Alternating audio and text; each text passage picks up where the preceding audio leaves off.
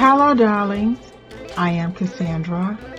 Welcome back to my channel. Thank you so much for coming. In this video, guys, we're going to talk about why Angelic Magick is gaining popularity. Now, angels are ancient beings and they've been around for a long time. It's just like magic has been around for a very, very long time. But now, it's emerging back into public awareness. But I want you to know you are the manifestation of your ancestors' magic. Yes, you are. You are the manifestation of your ancestors' magic. They wish for things. They wish for a better world. They created rituals and spells to create this world, and we are benefiting from their magic. I don't know if I don't know if people think about this. Like, I bet you when they were out working and they were spending most of the day thinking, like, what would it be like if food didn't spoil? Like, what if we had a way to preserve food so that we didn't have to go out and hunt for food every day? You know what I mean? Or what if we could think of a way where we could travel quickly from one spot to the other without, having to feed the animals or walk for long miles to get water? What would happen if we didn't have to use buckets of water, or not even buckets yet, but use the bladder from an animal to go to a river to get water? Well, do you know what I'm saying? You see? Anyway, guys, so the reason, now what was, I'm using the word channel message because this came to me. These are channel messages come to me when I am not asking questions, and maybe I'm just minding my own business and I'm just taking a shower and an idea pops in my head. And I just know that it's coming from another realm that's being channeled down to me. So what came to me is that beings, entities, spirits, life forms from all galaxies and universes, they always always is a bad word, but they come together to help other life forms evolve. So the simplest way to think of this is, let's just say there are people who work, who live in a village, or they live they're still hunting and gathering. They live in a tribe, and they don't have an irrigation system. Well, somebody who has built, let's say, a boat or a means to travel to that part of the world, they notice, oh, these people don't have a water system. They don't have, toilets, or they don't have A, B, C, D, and E. And we start to help each other. We help each other grow different types of food. We help each other with different types of technology. So just like we can see this happen, on a global scale historically, where people they've done some conquering too, but they'll go and they'll bring this new technology or this new way of doing something. And even another way to just see it expressed is, a kid can see another kid struggling with, maybe trying to throw a ball or trying to play with a toy, and they just go over and they try to help that kid. Oh, this is how you do it. Oh, this is how you yo-yo. This is how you hula hoop. This is how, so it is a natural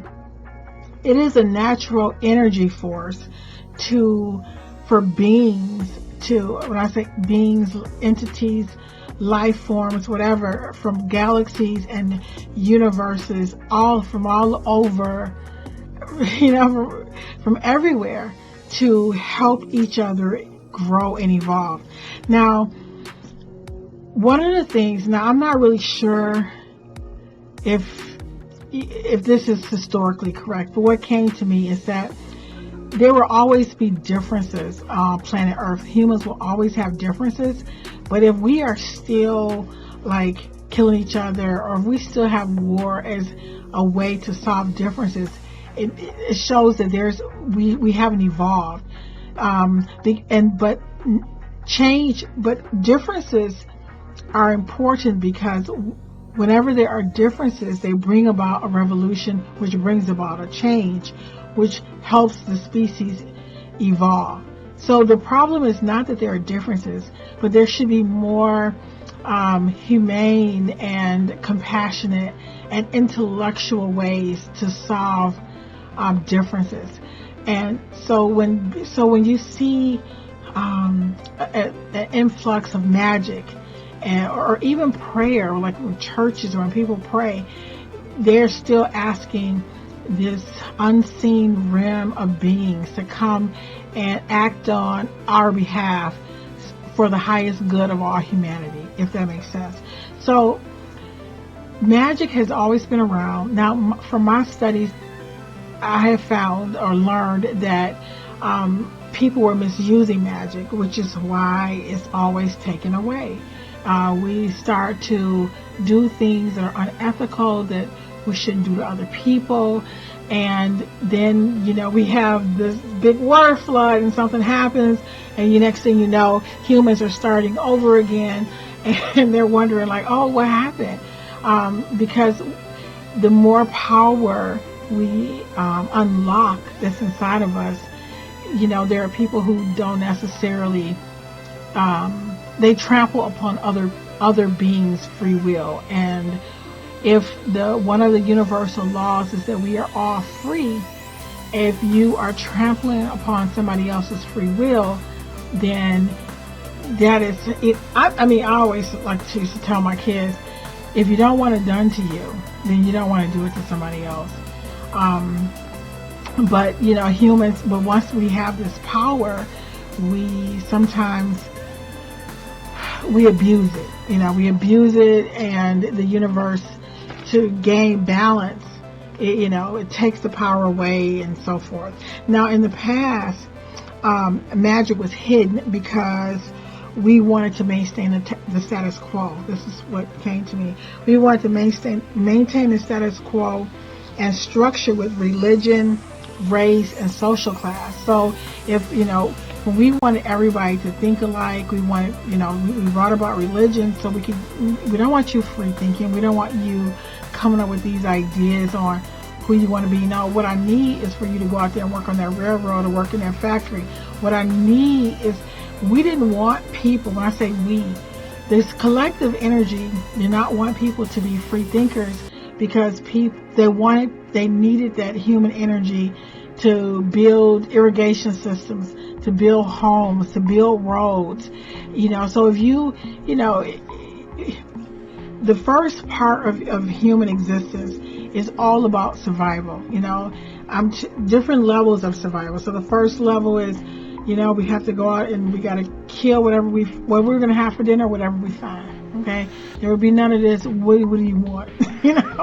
Whatever we find, that's dinner.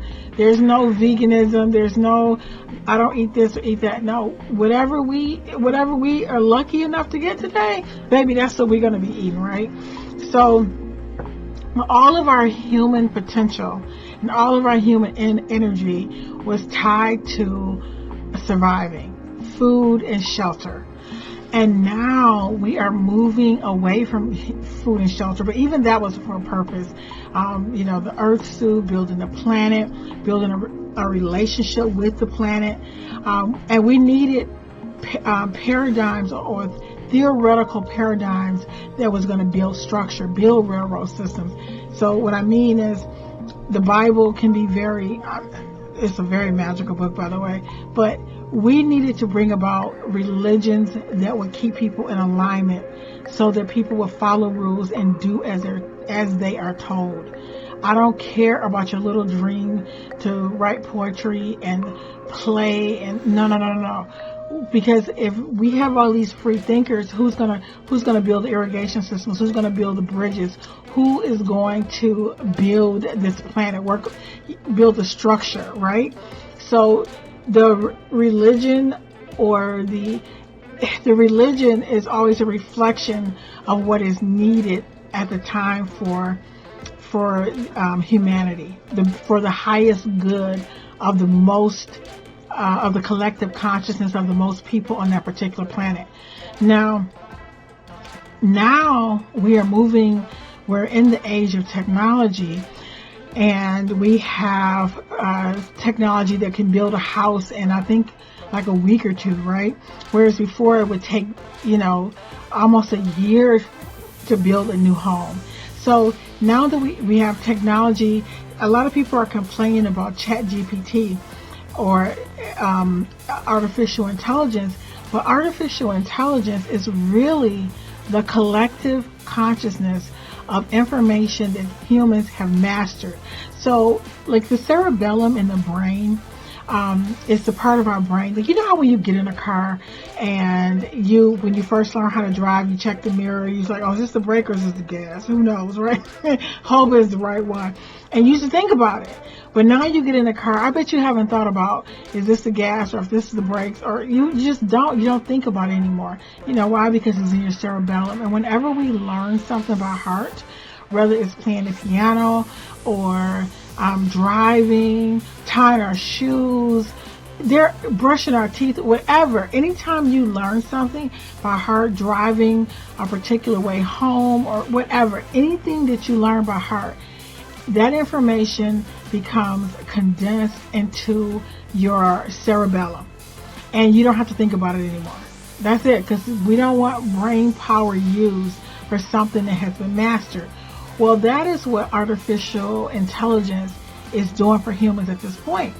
So if we have a storytelling script or structure that we use repeatedly, there is no point in reinventing the wheel.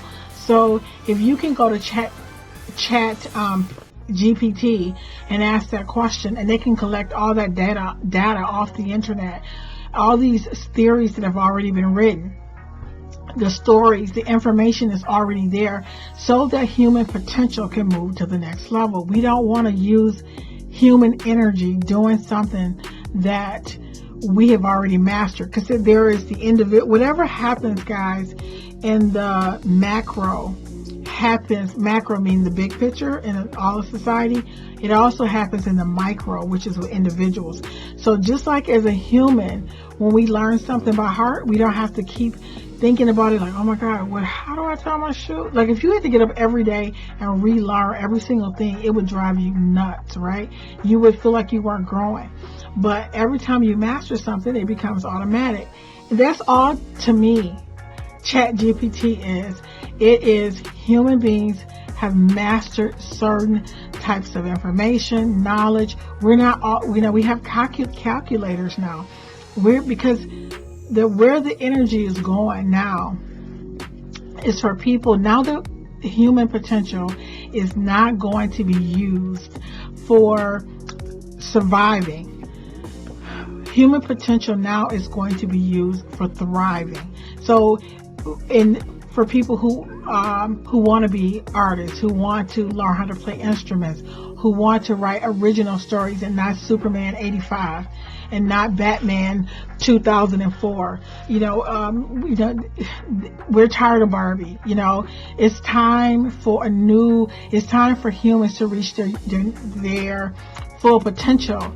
And this is where YouTube has come in, where if you notice, people are literally earning millions of dollars just being themselves or creating their own content, being artistic, showing people, creating their own songs. They don't have to go to some big record producer and say, hey, blow me up, make me special, give me a record deal. They can go on YouTube or social media, Instagram, TikTok, and be consistent and put their own dreams and goals out there and make money. The gatekeepers who would only select a certain type of music or only a few people for certain roles, those people are really a dying breed, because people now are responsible for creating themselves. So in the past, people wanted a good job with a pension, or to work in a factory or whatever. Like, I just need a good job where I can pay my bills. Whereas now, humans will earn money off of just being human. I like to think of it as, there's a theory, and it's the last stage of oh, what is it called? Oh, I'm sorry, I'm drawing a blank. But there's a first level of safety, oh, no, safety, and then it moves up the hierarchy of needs. Maslow's hierarchy of needs. The last level is the level of it's like it's like sharing your gifts and talents with the world, teaching others. And to me, this is where we are as a society, and this is where angels come in. So humans have mastered, for the most part. There are some villages, there are places in the remote air places in the world where they do not have water, but we're getting water there now. There, if you watch YouTube, you'll see they're on there. Even these people who live in these villages are creating videos.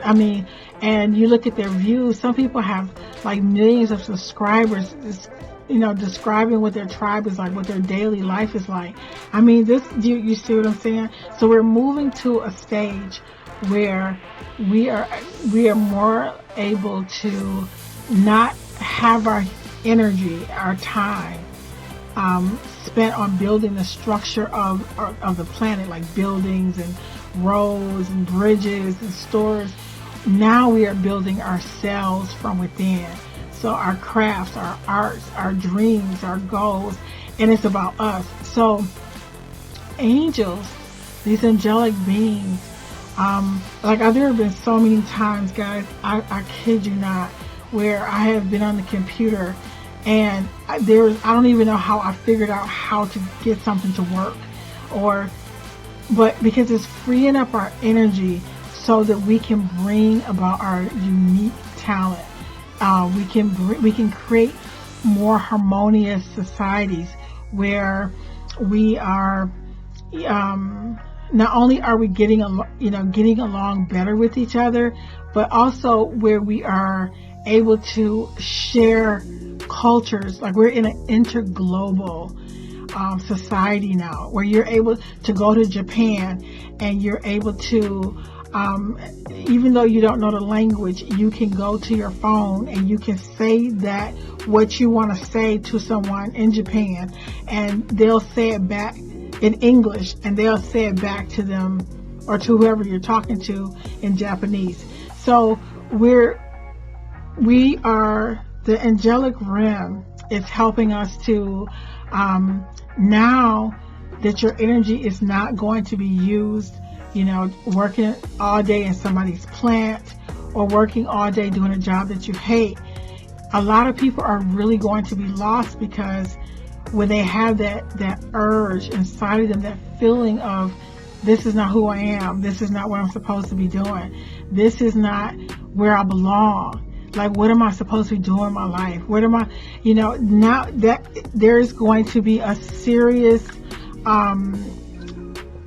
very serious transformation in humanity to find their true calling, to find their true purpose, to find their gifts and talents.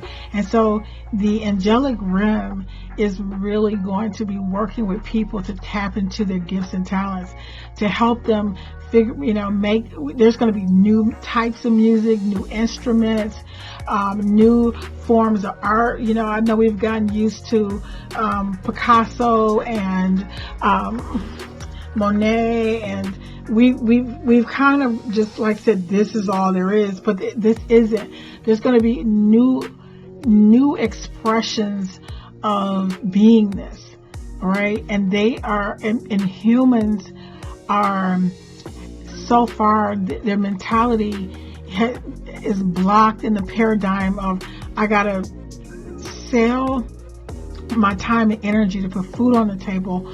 But now you're selling who you really are by showing up in your social media, showing people how you craft, showing people how you dance, showing people how you enjoy life is really going to be the way for humans to make a living, which is really through living.